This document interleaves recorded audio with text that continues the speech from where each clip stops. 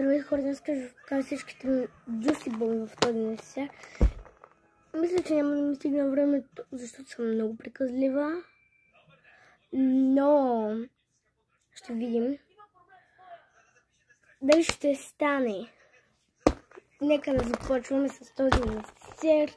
Да, както може да видите в едно видео, съм ви го показвала, но сега ще видим дали мога да ви покажа тези всички Juicy Bombs. Защото да, наистина съм много приказлива. Тези 32 минути вече слушате. Но секундите. Но това няма да се нарушава. Ето пише Juicy Bombs. Така че е време да ги караме. Добре. Първото нещо е този бял Juicy Bomb. Следващото Juicy Bomb е този с торта. Много съм го ползвала, както може да видите. Следващото нещо е ето този. Също много съм го ползвала. Ето този жълча. Не ги знам точно как се казват, но това е много яко.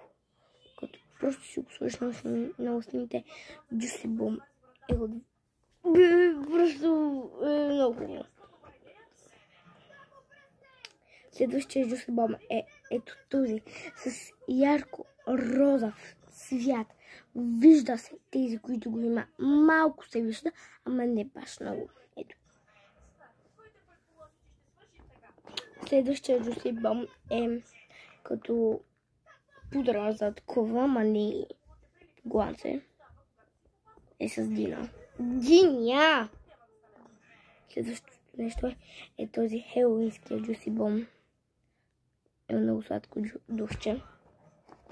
Следващото Juicy Bomb е ето този. После е ето този.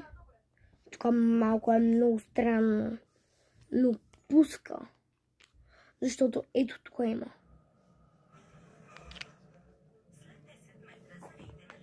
Следващия Juicy Bomb е от стъклената колекция и е ето този.